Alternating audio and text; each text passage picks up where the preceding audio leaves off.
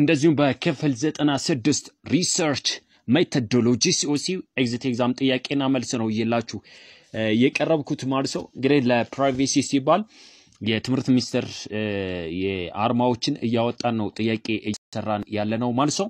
እንግዲህ ከ2017 ወዲህ ጀምሮ ወደዚህ ከ16 15 ላይ የወጡ ሪሰርች ጥያቄዎችን እንደዚሁ በክፍል 96 ይያላችሁ መጥቻለሁ። የመጀመሪያው ጥያቄ which one of the following is not a domain ነው።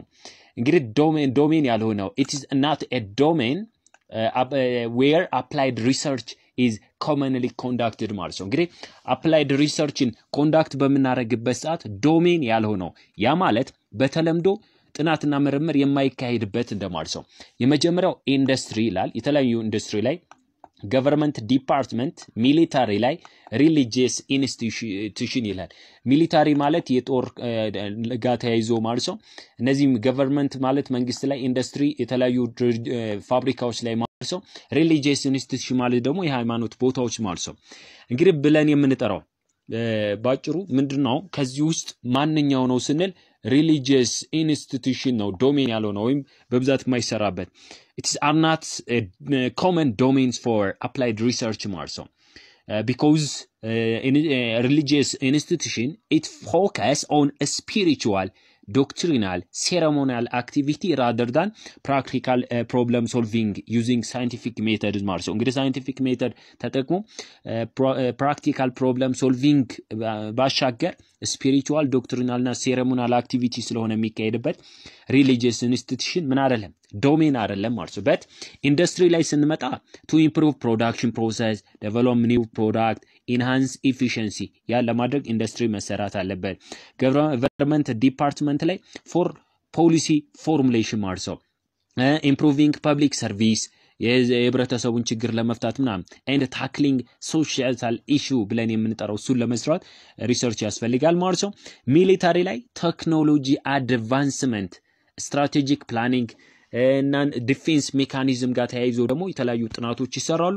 ከኤጁኬሽን አምልም ጋር ስንመጣ ደግሞ ለምሳሌ creating new technology methods material እና የሚባሉትን ለመስራት ያገለግላል። anyways religious institution not a domain where applied research is commonly conducted so the correct answer is ምን ይሆናል D ይሆናል ማለት ነው። ሁለተኛው which on the following best describe the natures of applied research ማለት ነው። እንግዲህ applied research nature ላይ based describe የሚያደርገው ምንድነው ወይም applied research describe የሚያደርግልን ማንኛው ነው ይላል።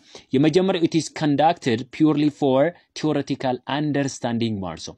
theoretical understanding conduct የሚያደርግ ነው። M for solving practical problem practically problemን solve ማድረግ የሚያስፈልጉ ነገሮች ላይ focus የሚያደርግ only by scientific scientists in laboratories በላብራቶሪስ ብቻ it does not use scientific method ይላል። ስለዚህ በሳይንቲፊክ ሜተድ አይደለም የሚለው ፌክ ነው። ሲጀመር ሳይንቲፊክ ሜተድስ ተጠቅመን ነው የምንሰራው። ላብራቶሪስ ብቻ አይደለም theoretical understandingም ብቻ አይደለም የምንሰራው ማለት ነው። ለምንድነው ከተባለ applied research seek to address a specific practical challenges ማለት ነው። ስለዚህ specific practical challengeዎችን ፕሮብለሞችን address ለማድረግ solve ለማድረግ የሚሰራ needs for practical application ማለት ነው። ከዛ ጋር ተያይዞ ትክክለኛው መልሳችን የapplied researchን ሊገልጽ የሚችለው ማን ነው? B ላይ ያለው ማለት ነው። that is the correct answer። ሶስተኛው ላይ blank is the research methods ይላል። እንግዲህ የሪሰርች ሜተድ ክፍል ነው ማለት ነው። and allow for in-depth and further probing ማለት ነው። እንግዲህ in-depth በጣም ጥልቅ የሆነና ተጨማሪ ደግሞ probing የማወጣጣት ስራ የሚያስፈልገው ማለት ነው። and questioning of respondents based on the response ማለት ነው። ሪስፖንሱን ደግሞ ምላሹን ተመርኩዘን ደግሞ ጥያቄ አዘል የሆኑ ነገሮችን እየጠየቅነው ምን ሄደው ምን ሰራው ስራ ምን አይነት ሪሰርች ይባላል ነው። የማውጣጣት ነገሮችን በዛው ላይ ምን ሄድበት ከሆነ ሚክስድ ነው አክሽን ነው ኳንቲቴቲቭ እና ኳሊቴቲቭ ሪሰርች ብለን የምንጠራው ነው። እንግዲህ እዚህ ጋር ስናይ ማንኛው ነው ከተባለ ኳሊቴቲቭ ሪሰርች ይባላል። ይሄ በብዛት በማስተርስ ምናምን ደረጃ ላይ ሊሆን ይችላል ግን ጥያቄዎች ላይ ይገኛሉ አንዳንድ ጥያቄዎች ማለት ነውና ኳሊቴቲቭ ሪሰርች ብለን የምንጠራው ኮሌክቲንግ ነን ኑሜሪካል ዴታ ነው። ነን ኑሜሪካል ያልሆነ ቁጥር የሌለው ነን ኑሜሪካል የሆነ ዳታን በቀላሉ ኮሌክት ለማድረግ to understand the concept opinion experience ለማድረግ ማለት ነው ስለዚህ ሜተዱ ኢንክሉድ የሚያደርገው ምንድነው ከተባለ ኢንተርቪው በማድረግ ፎከስ ግሩፕ ዲስከሽን የሚባለው ኦብዘርቬሽናል ምናምን በሚባለው ማለት ነው useful for exploring complex phenomena that are difficult to quantify ስለዚህ ኳንቲፋይ ለማድረግ በቁጥር ለመግለጽ በጣም ውስብስብ የሆኑ የሚያስቸግሩ ፌኖሜናዎችን በቀላሉ ዲስክራይብ ሊያደርግ ለሚችለው ኳሊቴቲቭ ሪሰርች ብለን የምንጠራው ነው ማለት ነው so the correct answer is what D ላይ ያለው ነው ማለት ነው ሌላው አራተኛው ላይ ስንመጣ what is the purpose of doing research ማለት ነው እንግዲህ ሪሰርች መስራታችን ለምንድነው የሚጠቅመው የመጀመሪያው to identify the problem to find a solution A B and none of the above ይለናል እንግዲህ ከዚህ ውስጥ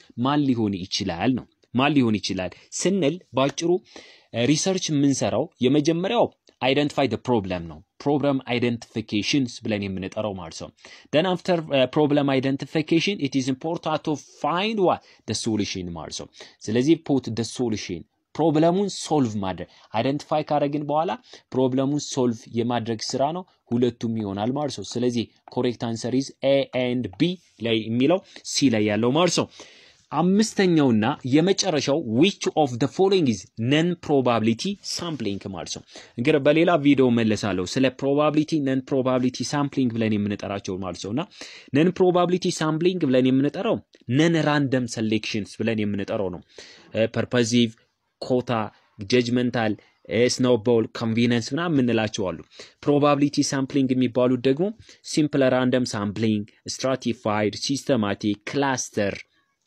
multi stage የሚባሉ አለ random selection ማለት by chance ማለት ነው ያ ከሆነ probability ነው random selection probability non random selection non probability sampling ብለን እንጠራቸው ማለት ነው እነሱ ናቸውና anyways ከዚህ ውስጥ ስናየው ወይንም የተለየው ምንድነው which one of the following is different from other ቢልም ያመጣዋል non probability ሆኖ አንዱ መምረጥ ነው ለምሳሌ random simple random selection ብለን የምንጠራው የፕሮባቢሊቲ ሳምፕሊንግ ነው ክላስተር ፕሮባቢሊቲ ነው stratified probability ነው ስለዚህ snowball ኮታ ምናምን ብለን የምንጠራው ደግሞ non probability sampling ነው so the correct answer is A ይሆናል ማለት ነው ስለዚህ ውድ አድማጭ ተመልካቾቼ በክፍል 96 ይዤላችሁ የቀረብኩት ሪሰርች ሜቶዶሎጂ ጥያቄና መልስ ይመስል ነበር መንጌ ነበርኩኝ ሰላማችሁ በዘት ይበለልኝ ወዳችኋለሁ